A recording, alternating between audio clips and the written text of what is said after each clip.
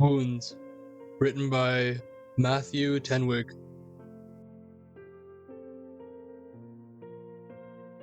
Mother said I'd regret it, staying away for so long. She was right, of course. I'd been avoiding him like a suspicious blemish, convincing myself that he simply did not exist. Meanwhile, my father wilted into some grotesque knot of wet flesh in the basement of my childhood house. Not that she wasn't doing the same. And my sister, Kira, too. How either of them could go about their days knowing that he was locked in a room beneath their feet is beyond me. When I arrived, the sun had long set. The sky was murky and giving way to the stars. The house stood tall against those purple hills, next to the river that cut through the endless fields like a shining wound. Every window, except the living room, which was amber with the skitterish light of a fire, was a yawning black square. The land seemed intent to conceal the building, draping the cladding in a thick wall of ivy. The garden was a state too. It hadn't been cut for years, and now was a wild tangle of grass and bramble. There it was, home, heaving with darkness and memories I had tried to outrun, dragging me back with invisible tendrils. Such a large house for a family of four, though with that man in it, the place never felt empty. Mother was a pale smear beyond the frosted glass of the front door. Who knows how long she had sat there waiting for me. She opened the door as soon as I'd finished wading through the long grass. She'd suddenly grown old, older than I had imagined during my absence. Her face was all hollow and drawn out, settled in a mask of despair. She waited until I was within a whisper's reach to speak. "Glad you came," she said, embracing me. Then, swiftly followed by, "You've been drinking again. Bobby, you said you'd stopped." I grunted, brushed her away and moved through the house. How dare she judge me for resorting to a little Dutch courage, especially when we both knew why she'd called. Kiara was in the living room by the hearth, sat with her knees to her chin, quietly rocking and staring at the flame. She was in her early 20s, but painfully thin and looked worn out by the world. She didn't react as I dropped my bags to the floor, just sat there, frozen in a moment of heavy dread. Mother entered and perched upon father's old chair, combed her hands through her hair, blew out a sigh, then looked up at me, pressing out a sad smile. "I know why I'm here," I said, saving her from the guilt of asking. "You want me to put an end to it." She just nodded, wiped at the corner of her eye, and played with Kiara's hair. "It's been too long, Bobby, and it ain't getting better." "We're sorry," Kiara whispered to the flames. "It just can't go on." "Is he still where I left him?" I asked, looking across the room to a doorway swollen with darkness. The corridor leading off to the basement stretched beyond all light. "Yes," Mother croaked out, unable to catch my eye. "Don't reckon he's moved much." I nodded, starting to form a plan. "And he's still dead?" Kiara flinched at my words, and Mother placed a hand upon her. Then, after licking her lips, she said, "It's hard to tell without going down there. Is he still making all those noises?" "Yeah." I nodded again. 3 years. He'd been down there 3 years, and the fucker just wouldn't let us go. A monster in life and death.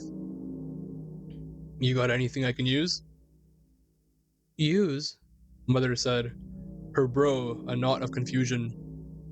"Use," I snapped at her, causing her to startle. Guilt surged within me. as she flashed those familiar, fearful eyes. You know what I mean. Anything I could hit him with if he's still as bad as he was. She nodded, rose up, and disappeared into a dark part of the house. I pushed my hands in my pockets and watched my little sister shiver like a stray cat. Her clothes draped over her sharp body like some ancient child pretending to be big.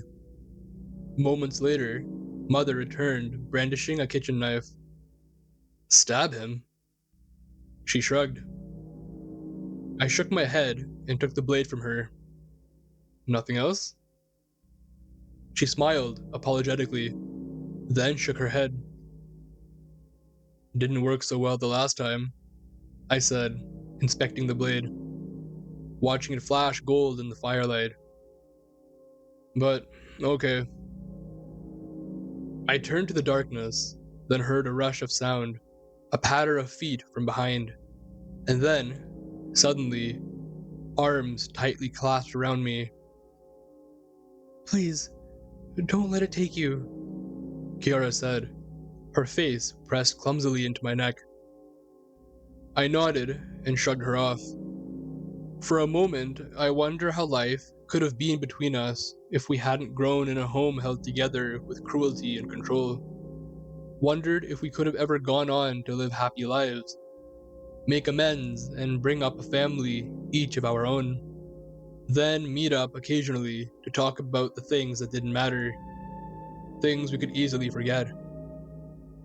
But no, that man had made us what he wanted, and choice was never a privilege he was willing to offer any of us. So we each had to keep swimming inside a fishbowl big enough to keep us small forever. I was glad that Kiara did what she did. Her pitiful embrace got me ready, got me thinking about how pathetic he'd made us all. Got that hate burning in the pit of my guts. The hate that had lost me friends, lost me lovers, lost me a shot at life. But that hate had been the only fire keeping me alive all these years. Chain it back as soon as I closed the door, I said, picking up a lantern upon the mantel, sparking it up, and walking toward the darkness. Don't unlock it until I say. Kiara held my stare for a moment. I saw tears well in the corners of her eyes. I hated that look. It was the same way she looked at him all those years ago. She must have smelt the booze as well. When you can never be too sure which daddy you're dealing with from moment to moment, a kid grows up with a keen sense of danger. Come on, Kiara. I'm better than that, I said, trying to bite down the shame at even being compared to him. She nodded, though her expression didn't change. Light pushed the darkness into the corners of the corridor. The walls were dull with dust and grime, and stretched out until they finally reached the basement door. The chains and locks upon the door winked in the lantern light, like pin-pricked stars, as I moved closer. Mother had left a set of keys on a hook nearby. They were cloudy with dust. I felt somewhat reassured that they hadn't been stupid enough to venture downstairs in the time I'd been gone. I also felt a pang of frustration. How could they both just ignore that he was here? And why did it always fall upon me to confront the fucker? I took the keys and opened up each padlock. Watched the chains gradually fall away like a king stripping away jewels. Then, finally, I was confronted by a crude door and one last lock to go. The latch clicked loudly as I turned the final key. I paused, noticing the scar tissue on my wrist, the churned hollow of shining flesh, and my father's last send-off. If only all wounds could heal so well. The door creaked open to a staircase, descending downwards and disappearing into an impenetrable dark. The shadows did their best to swallow up as much of the lantern's light as they could, reducing it to a pathetic, dim glow. I listened to Mother lock the door again. Slowly, I descended the stairs, each groaning with the burden of my weight, perhaps pleading with me to turn back, until I finally reached the stone basement floor. The ground flashed in the light, puddles of muddy, brown slop spread out beyond the lantern's reach. A smell hit me, burning at the back of my throat and burning my eyes. The air was thick and wet with the stench of piss and vomit. I retched, doubled over, and spat a glob of phlegm into one of the rusty puddles. "Are you dead yet?" I called out, scanning my light across the room.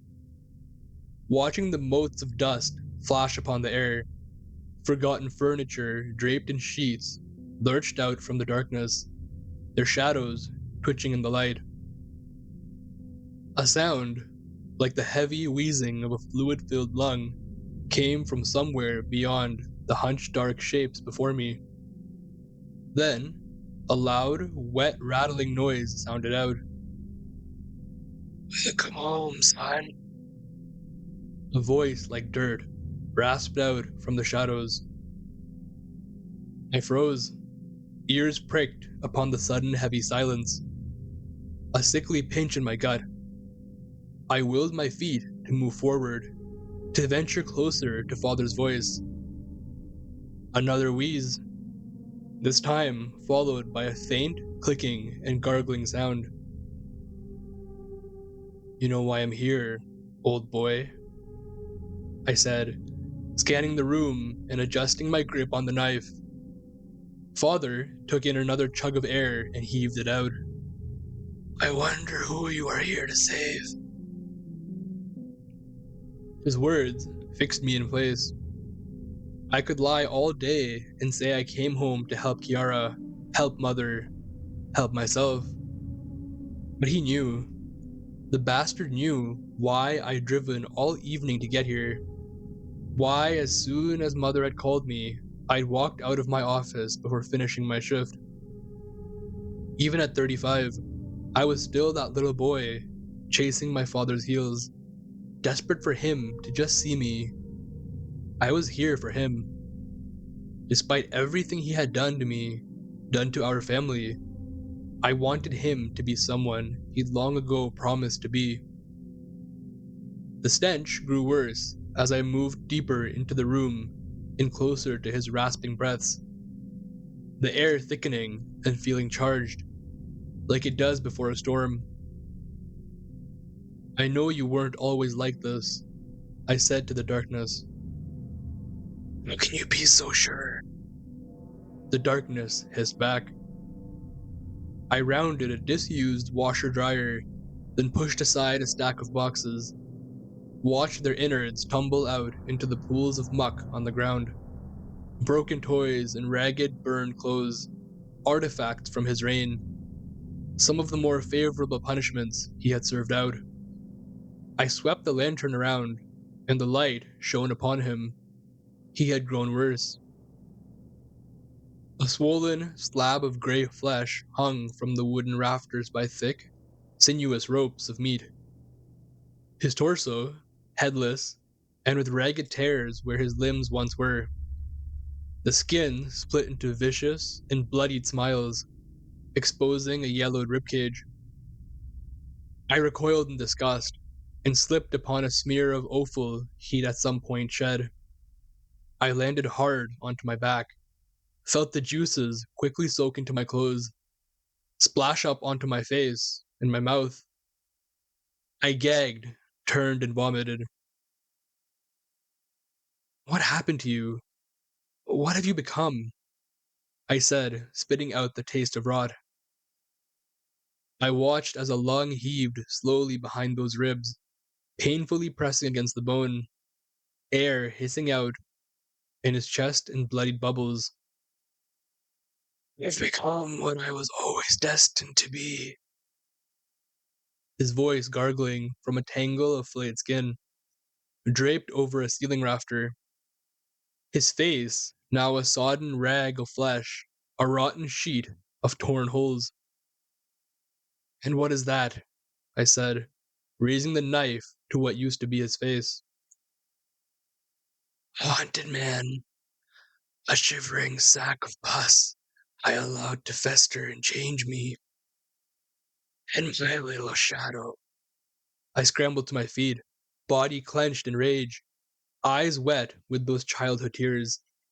"Don't fucking call me that." A sigh rasped out from his chest. "I'm sorry, son.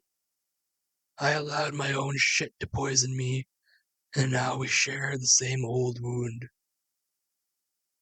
A prang of searing heat, pain throbbing up my arm. I dropped the knife and fell to my knees in the filth. The scar tissue on my wrist, the skin had split into a yawning wound, revealing not blood, but thick, yellow ichor. What is this? I was breathing so fucking fast and so fucking hard. A heavy shudder moving under my skin as the cut tore wider and further up my arm. I screamed, dropping the lantern and sending it rolling into a mound of matted hair and meat. I pushed myself up, out of the slurry, and scrambled for the stairs. My skin on my arm cracking and splitting like baking paper in an oven, revealing more churned yellow lumps of meat. All the while, the rasping breaths of my father echoing around me in the hanging dark, his ruined torso lit up by the lantern like a vandalized monument to a fallen god. I took the stairs, 2 at a time, shouting as pain shot up through my shoulder, a wet warmth spreading across my skin, soaking the sleeve of my shirt. I reached the top of the staircase and hammered upon the door. My ears pricked at a curious sound, a slight metallic rattle. "Kiara, mother!" I slammed my fist against the door again, the rattle now louder, half a gasp trapped in my throat. The chains, had they... "Help! Please, let me out!" "I'm sorry." Kiara's whisper was barely audible. I froze, placing a hand upon the door where I imagined her to be. "But, Kiara..." "All you did was run," she said, her voice wobbling. "You ran from the pain, ignored it, buried it, did nothing, and convinced yourself that you were a different man, a better man." "But I am, Kiara, please." I slammed at the door.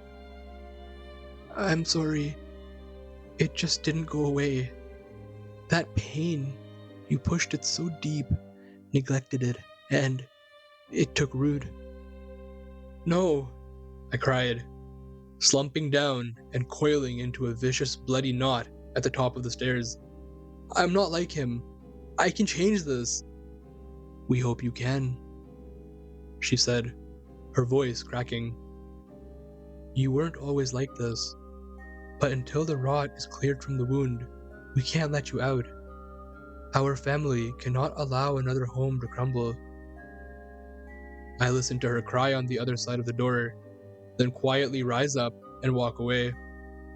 I listened to her argue with mother, then slam a door somewhere in the house. I listened to that awful wheezing sound vibrate upon the damp air around me. I stared out into the darkness, toward the spot where father's mutilated body had been, thinking of all the ways he'd ruined our lives, about how pathetic and helpless he'd been, about all the ways I was different to him. There are graveyards within us all, but only fools choose to keep digging until they're swallowed by the dirt and must mourn themselves. And that was what my father was, a fool, too arrogant to notice when he'd lost control, too stubborn to ask for help once he knew he'd gone too far. Pathetic. How could they even compare us? He was the problem, not me.